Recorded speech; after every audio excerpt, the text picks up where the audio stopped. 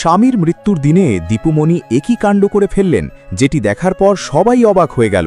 বন্ধুরা, হ্যাঁ, দীপুমণি যদি আজ এই সত্য কথাগুলো সবার সামনে খুলে না বলতেন, তাহলে কেউ বিশ্বাসই করত না যে আসলে তিনি দোষী নন, বরং সরকারের দোষেই তাকে দোষী সাজানো হচ্ছে।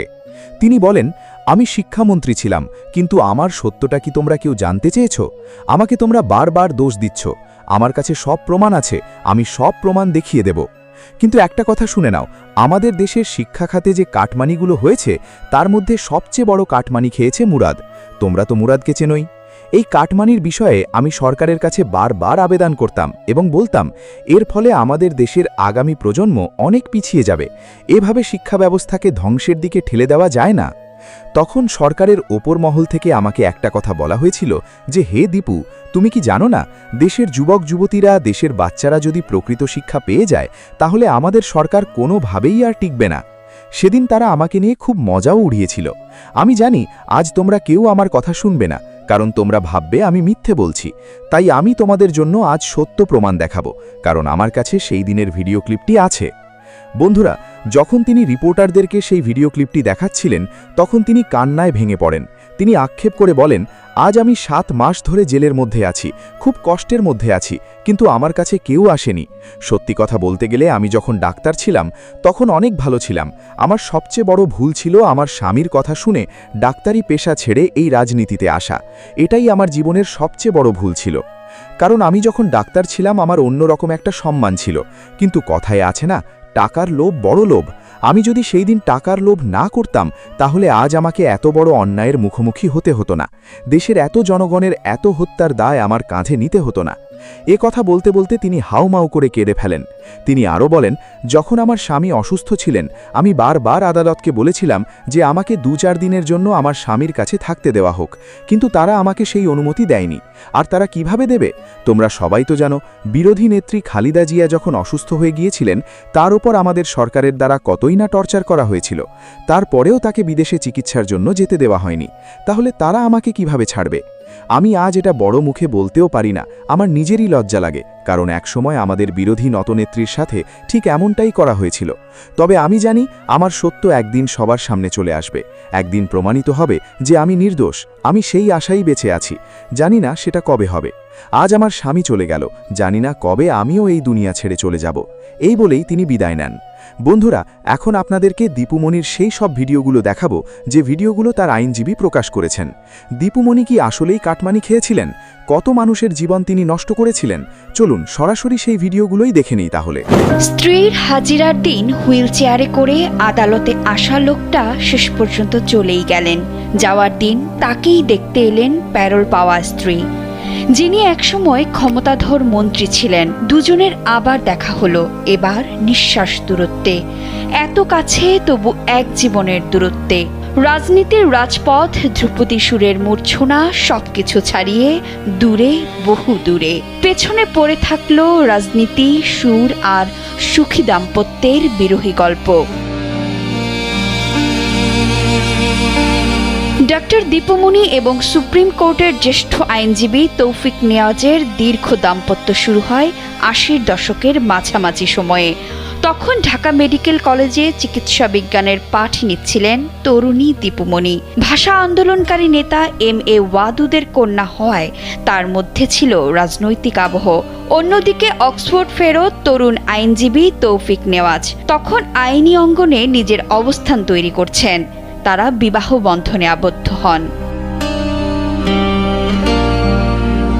তৌফিক নেওয়াজ আইন পেশার বাইরে ইংরেজি ভাষার কবি, ইতিহাসবিদ এবং বাঁশিবাদক হিসেবে পরিচিত ছিলেন। তৌফিকের আইনের প্রতি অগাধ দখল এবং একই সঙ্গে পণ্ডিত পান্নালাল ঘোষের ধারার ধ্রুপদী বাঁশির সুরপ্রেম মুগ্ধ করেছিল দীপুমণিকে, যার উদাহরণ পাওয়া যায় 2013 সালের 6 ও 7 ফেব্রুয়ারি অনুষ্ঠেয় YC সম্মেলনে। সেই সম্মেলনে তিনি স্বামী তৌফিক নেওয়াজের বাঁশিবাদন অনুষ্ঠান উপভোগ করতে নয়াদিল্লি গিয়েছিলেন। বিপরীতে দীপুমণির প্রজ্ঞা ও ব্যক্তিত্ব ছুঁয়ে যায় তৌফিকের মন। পেশাগত ভিন্নতা সত্ত্বেও সংস্কৃতি, ইতিহাস এবং সামাজিক দায়বদ্ধতার জায়গায় দুইজনের মিল ছিল স্পষ্ট। তাদের মধ্যে রসায়নের খুব বেশি তথ্য পাওয়া না গেলেও সামাজিক যোগাযোগ মাধ্যমে তাদের বেশ কিছু পুরনো ছবি ভাসতে দেখা যাচ্ছে, যেখানে দেখা যায় হাতের উপর হাত রেখে রেস্টুরেন্টে বসা দুইজন, এমনকি সন্তান কোলে নিয়ে হাস্যোজ্জ্বল ছবি দুইজনের। তাদের রসায়ন যে বেশ গাঢ় ছিল তার প্রমাণ মেলে গুরুতর অসুস্থতা সত্ত্বেও হুইল চেয়ারে ভর করে একাধিকবার আদালতে এসে কারাবন্দী স্ত্রী ডাক্তার দীপুমণির সঙ্গে সাক্ষাৎ করেন প্রবীণ আইনজীবী তৌফিক নেওয়াজ। এমনকি স্ত্রীর জন্মদিনেও শেষবারের মতো এসে দেখা করে গিয়েছিলেন তিনি।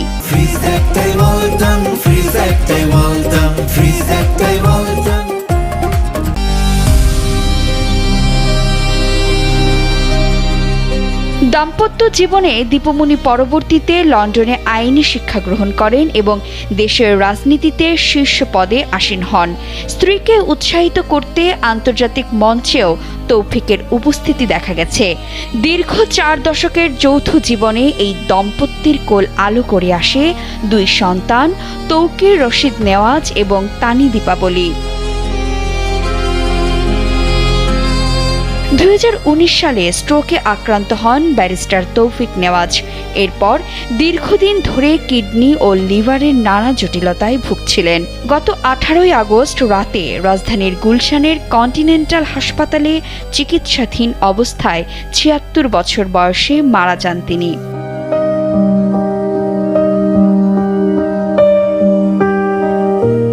প্রিয় স্বামীকে শেষবারের মতো দেখতে 12 ঘন্টার জন্য প্যারোলে মুক্তি পেয়ে রাজধানীর কলাবাগানের বাসায় গিয়েছিলেন সাবেক মন্ত্রী ডাক্তার দীপুমণি।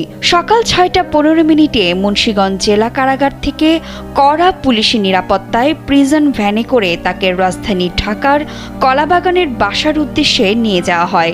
এ সময় প্রিজন ভ্যানে রাখা দীপুমণির স্বামী ব্যারিস্টার তৌফিক নেওয়াজের মরদেহ দেখে অশ্রুসিক্ত হয়ে পড়েন দীপুমণি। একদিকে রাজনীতির চড়াই উতরাই ও ব্যস্ততা, অন্যদিকে ক্লাসিক্যাল বাঁশির সুর আর আইনি পেশা, সব মিলিয়ে তাদের জীবন যেন প্রেম, সংগ্রাম আর অনুভূতির এক অনন্য দোল।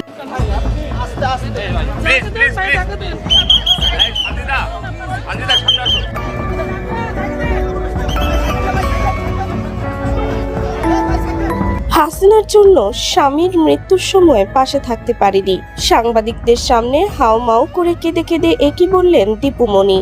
দর্শক, নারীর জীবনের সবচেয়ে নিরাপদ আশ্রয়, সবচেয়ে প্রিয়জন কে? উত্তর একটাই, তার স্বামী। অথচ আজ এমন এক বুক ফাটা আর্তনাদের গল্প আমরা শুনবো, যা শুনলে আপনার বিবেকও কেঁপে উঠবে। যার ইশারায় একসময় দেশের সব হিসাব নিকাশ পাল্টে যেত, সেই প্রবল প্রতাপশালী ফ্যাসিস্টের অন্যতম প্রধান দোসর দীপুমণি আজ নিঃস্ব। জীবনের সবচেয়ে কঠিন সময়ে স্বামীর শেষ নিঃশ্বাস ত্যাগের মুহূর্তে তিনি পাশে থাকতে পারেননি। জেলের 4 দেয়ালের ভেতর যখন স্বামীর মৃত্যুর খবর পৌঁছালো, তখন কেমন ছিল দীপুমণির অবস্থা? কেন তিনি শেষ মুহূর্তে স্বামীর পাশে থাকতে পারলেন না? আর প্যারোলে মুক্তি পেয়ে ফ্রিজিং ভ্যানের সামনে দাঁড়িয়ে তিনি যা বললেন তা শুনে উপস্থিত সবার চোখের পানি বাঁধ মানেনি। আজ ক্ষমতার পালা বদলে তিনি যে শাস্তি পাচ্ছেন, তা কি শুধু তার নিজেরই হাতের কামাই, নাকি এর পেছনে রয়েছে 15 বছরের সেই নির্মম নিষ্ঠুরতার ইতিহাস, যা তারা নিজেরাই রচনা করেছিলেন? চলুন আজকের এই দীর্ঘ এবং অত্যন্ত শ্বাসরুদ্ধকর প্রতিবেদনের মাধ্যমে পুরো ঘটনাটি বিস্তারিত জেনে নেই। একটু পেছনে ফিরে তাকাই। 2008 সালের নির্বাচন।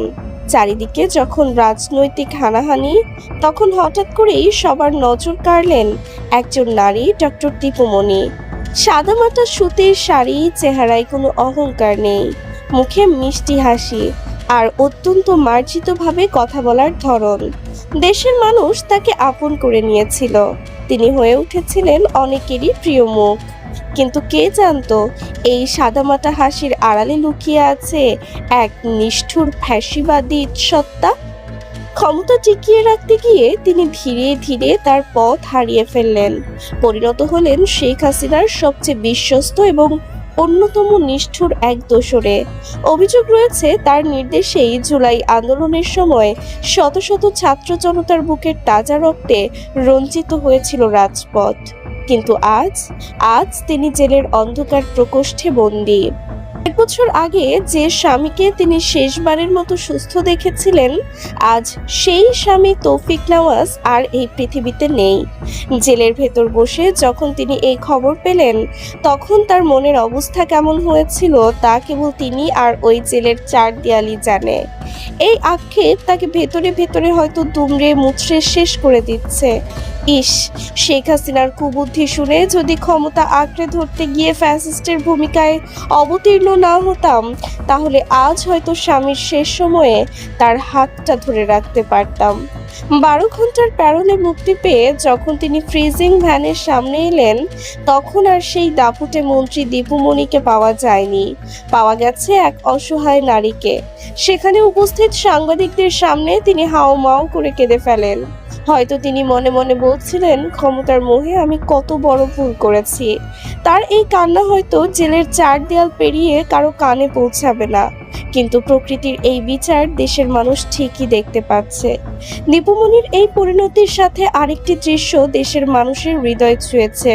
মৃত বাবার পাশে বসে যে মেয়েটির কোরআন পড়ার কথা ছিল, সেই মেয়েটিকে আদালতের বারান্দায় দৌড়াতে হচ্ছে মায়ের প্যারোলে মুক্তির জন্য।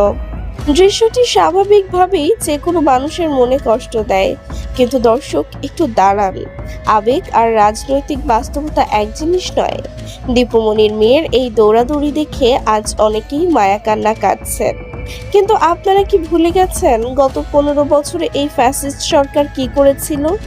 বিরোধী দলের নেতাকর্মীদের প্যারোলে মুক্তি চাইতে গিয়ে গ্রেফতার হতে হয়েছে। মীর কাসেম আলীকে ফাঁসি দিয়ে তার ছেলে ব্যারিস্টার আরমানকে গুম করে রাখা হয়েছিল। আল্লামা সাইদিকে তার মায়ের জানাজার জন্য মাত্র 3 ঘন্টার প্যারোলে দেওয়া হয়েছিল। এমনকি রফিক বিন সাইদির মৃত্যুর খবর তাকে 24 ঘন্টা পর জানানো হয়েছিল। অনেক হয়রানি, অনেক হামলা মামলার পর প্রায় 25 থেকে 26 ঘন্টা পর আল্লামা দেলওয়ার হোসেন সাইদিকে প্যারোলে মুক্তি দেওয়া হয়েছিল মাত্র 2 ঘন্টার জন্য। জামায়াত নেতা কামরুজ্জামানকে ফাঁসি দিয়ে পরিবারের কাউকে দেখতে দেওয়া হয়নি, এমনকি ছেলে মেয়ে সহ পরিবারের সবাইকে গ্রেফতার করে রেখেছিল। আল্লামা সাইদির জানাজা ঢাকায় হতে দেওয়া হয়নি। মতিউর রহমান নিজামীর জানাজায় মানুষকে আসতে দেওয়া হয়নি। আলী আহসান মোহাম্মদ মুজাহিদের জানাজা থেকে অসংখ্য জামায়াত শিবির নেতাকর্মীকে গ্রেফতার করা হয়েছিল। চট্টগ্রামের এমপি শাহজাহান চৌধুরীর মায়ের জানাজার জন্য মাত্র 3 ঘন্টার প্যারোলে মুক্তি মিলেছিল। শিবির কর্মী মাসুদুর রহমান আদনান সামাজিক যোগাযোগ মাধ্যমে লিখেছিলেন, যেদিন তার ফুফা মারা যায় সেদিন তিনি জানাজায় যেতে পারেননি, কারণ তার মাকে পুলিশ বলেছিল তাকে পেলে মেরে ফেলবে। ঢাকা 1 আসনের বর্তমান এমপি খন্দকার আবু আশফাক ভাই তার মায়ের জানাজায় আসতে পারেননি। তাকে প্যারোলে মুক্তি দেয়নি হাসিনার ফ্যাসিবাদী শাসন ব্যবস্থা। ঢাকা 1-এর জামায়াতের এমপি প্রার্থী ব্যারিস্টার মোহাম্মদ নজরুল ইসলাম ভাই তার মায়ের জানাজাটা পড়ার অধিকারটুকু পাননি। পটুয়াখালীর ছাত্রনেতা নাজমুলের বাবার জানাজাতেও তাকে ভান্ডা বেরি পেরিয়ে রাখা হয়েছিল। বাবার দাফনটুকু শেষ করতে হাউমাউ করে চিৎকার করে পুলিশের কাছে হাত জোড় করছিল, কিন্তু তাকে টেনে হিচড়ে নিয়ে যায় পুলিশ। এমনকি তারেক রহমান তার আপন ভাইয়ের জানাজায় আসতে পারেননি দেশে। এরকম হাজারটা গল্প আছে আমাদের, যেগুলো লিখতে গেলে লক্ষ পৃষ্ঠার মহাগ্রন্থে পরিণত হবে। আমাদের জান ও জবানের অধিকার তো হাসিনা কেড়ে নিয়েছিল বটেই, বাবা মায়ের জানাজার অধিকারটুকুও কেড়ে নিয়েছিল। আজকে দীপুমণির মেয়ের কোর্টে দৌড়াদৌড়ি দেখে যারা সরকারকে বর্বর বলছেন, তারা গেল 17 বছর বিবেকের দরজায় তালা দিয়েছিলেন, একটা কথাও বলেননি। অথচ আজ দেখুন এই নতুন বাংলাদেশ কতটা উদার। জুলাইয়ের আন্দোলনে যার হাতে সাধারণ মানুষের রক্ত লেগে আছে, সেই দীপুমণিকে কোনো হয়রানি ছাড়াই 12 ঘন্টার প্যারোলে মুক্তি দেওয়া হয়েছে। তার মেয়ে বা আইনজীবীকে গ্রেফতার করা হয়নি। আওয়ামী লীগের আমলে কেউ একদিনের প্যারোলে মুক্তি পেয়েছে কিনা তা কারো জানা নেই। দীপুমণির মতো একজন ঘাতক, জুলাইয়ের রক্ত যার হাতে লেগে আছে, তার জন্য এর চাইতে বেশি প্রত্যাশা করাই বরং বেইনসাফি। আল্লাহ পবিত্র কুরআনে বলেছেন, আর এই দিনগুলো আমি মানুষের মধ্যে পালাক্রমে আবর্তন ঘটিয়ে থাকি। সূরা আল ইমরান। আজ দীপুমণি হাড়ে হাড়ে টের পাচ্ছেন যে ক্ষমতা আর দাপট চিরস্থায়ী নয়। আজ যে ক্ষমতাবান, কাল সে ক্ষমতাহীন। আজ দীপুমণি যে আইনের প্যাচে পড়ে কাঁদছেন, এই আইন তো তাদেরই তৈরি করা, এগুলো তো তাদেরই দুই হাতের কামাই। কবি নজরুল বলেছেন, যুগের ধর্ম এই, পীড়ন করিলে সে পীড়ন এসে পীড়া দেবে তোমাকেই। ডাক্তার দীপুমণি তিনি এখন যে কথাগুলো বললেন যে স্বামীর মৃত্যুর পর তিনি কেঁদে কেঁদেন, কিন্তু তার কথা এখন কেউ বিশ্বাস করছে না। বন্ধুরা, কিন্তু এমন একটা সময় ছিল যখন ডাক্তার দীপুমণি তিনি যদি চাইতেন তিনি দল থেকে বেরিয়ে চলে আসতে পারতেন। তাহলে এখন যদি তিনি সত্য হতেন তাহলে তাকে জেলের মধ্যে থাকতে হতো না। তিনি যে কথাগুলো বলছেন যে আমার সমস্ত দোষ নেই, আমি তাদের কথাই শুনেছি, কিন্তু তার কথা এখন কেউ মানবে না। কথাই আছে না, সময়ের আগে কাজ করতে হয়। যদি তাদের সরকার এখনও থাকতো তাহলে কি দীপুমণি এই কথাগুলো সাহস খুলে বলতে পারতো? তিনি অবশ্যই বলতে পারতো না। কিন্তু তিনি যে ভুল করেছেন তার ভুলের জন্য আসলে তদন্ত করা দরকার। যদি তিনি এটার ভুলের মাসুল না হয়ে থাকেন তাহলে তাকে ছেড়ে দেওয়া দরকার। কারণ সবথেকে বড় শয়তান ছিল তো টাকলা মুরাদ। সেই মুরাদের ওপর বিচার শুরু হয়ে গেছে। তিনি দেশ থেকে বিসমিল্লাহকে হাঁটানোর চেষ্টা করেছিলেন এবং সংবিধান থেকে তিনি ইসলামকে হাঁটানোর চেষ্টা করেছিলেন। মহান আল্লাহ তাআলা তাকে দেশ থেকেই বিদায় করে দিলেন। বন্ধুরা, ভিডিওটি ভালো লাগে লাইক করবেন, কমেন্টে জানিয়ে দেবেন। ততক্ষণ নিজেদের খেয়াল রাখতে ভুলবেন না। ধন্যবাদ। ভালো থাকেন, অবশ্যই ভালো থাকবেন, নিজেদের খেয়াল রাখবেন। ধন্যবাদ। শেয়ার করতেও ভুলবেন না ফেসবুকের মধ্যে যদি ভিডিওটা আপনারা দেখেন। ধন্যবাদ।